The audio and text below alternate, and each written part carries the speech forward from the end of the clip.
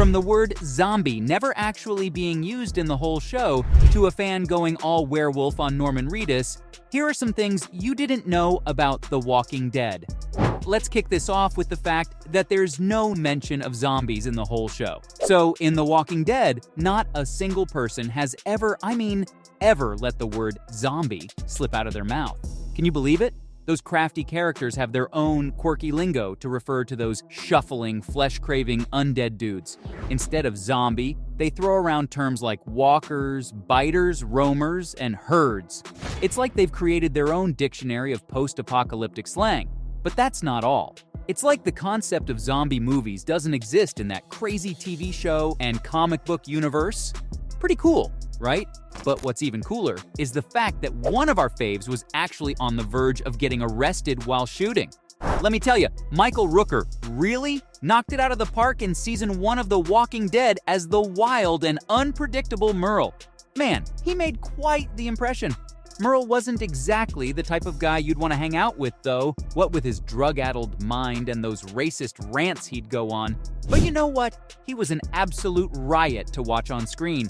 And that's exactly the kind of craziness that almost got him arrested. When they were filming some of Merle's early scenes in downtown Atlanta, things got a little too real for the locals. The folks in Georgia weren't exactly thrilled when they heard gunshots during the rooftop filming of the episode called Guts. In fact, they were so concerned that they actually called the police. Well, guess what happened next? The SWAT team showed up, all ready to take down some bad guys and save the day. But all they found was a bunch of empty shells flying around. Turns out, good old Michael Rooker was just firing blanks for the scene. Those Georgians sure got a taste of the action-packed world of The Walking Dead right in their own backyard. And even though the show was mind-blowing, that in no way means that there haven't been any controversies. In fact, there was one lawsuit that was very conveniently brushed under the carpet. So back in July 2011, the showrunner, Frank Darabont, got the boot from his position. Then, fast forward to December 2013, and he decided to take legal action against AMC, the network behind the show. He claimed they breached his contract and denied him and his agents their fair share of the show's success. He accused AMC of using their distribution setup to stiff him on the profits, saying that they fired him right at the start of the second season just to avoid paying him what he rightfully deserved. He even described some major problems during the production of the series, claiming that the per-episode budget was slashed from $34 million down to just $3 million. Yikes.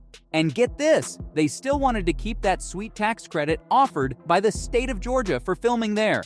Later, Darabont's legal team was seeking damages to the tune of over $280 million, and they decided to file a second lawsuit accusing the company of messing with the fees from digital sales and overseas markets.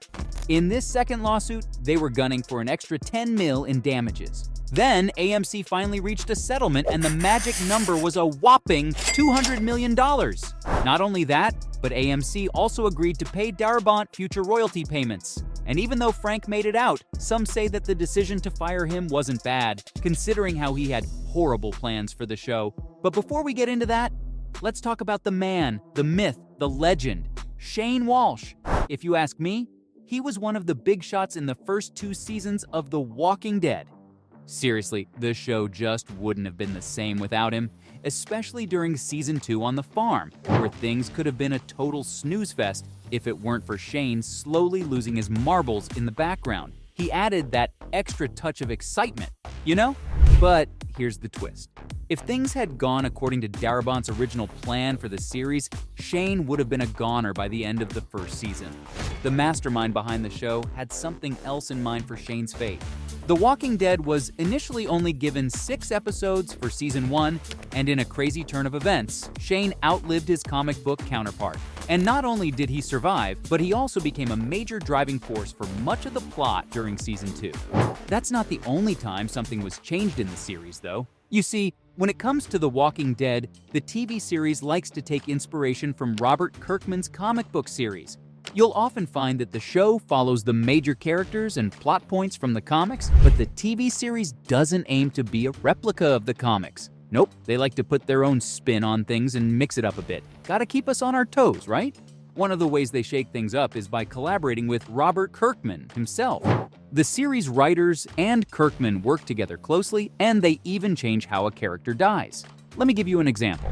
In Season 4 of The Walking Dead, there's a major showdown at the prison.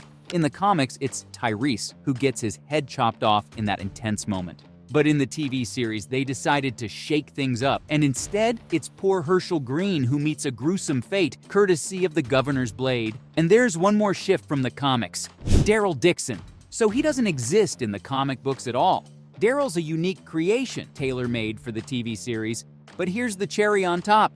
Norman Reedus, the talented actor we all know and love, originally auditioned for a different role, Merle. He tried out for the part that eventually went to Michael Rooker. But the writers of the show were so blown away by Norman's audition that they just couldn't let him slip away. They were like, this guy's too good to pass up. And that's when the magic happened. The birth of Daryl Dixon, one of the most beloved characters in the Walking Dead universe. It's all thanks to Norman's impressive performance that the writers decided to create this iconic character just for him. But hey, even with all the changes, the show's filled with all kinds of creative moves. I mean, have you noticed the changes in the title? It's not just the walkers who rot over time, but the show's main logo as well. You know that iconic opening sequence of the show? Well, if you compare it to the first season, you'll realize that it undergoes a transformation as the seasons roll by. In each new season, the main title sequence gets progressively darker and more decayed. It's like a visual representation of the show's ever-evolving post-apocalyptic world. The creators of The Walking Dead really know how to immerse us in the atmosphere right from the very beginning. So, next time you settle in to watch an episode, keep an eye out for the changes in the opening sequence. It's a neat little detail that adds to the overall experience and reminds us just how much the show's universe deteriorates over time. Speaking of attention to detail, though, did you know that they have a special zombie school for the actors? Yep.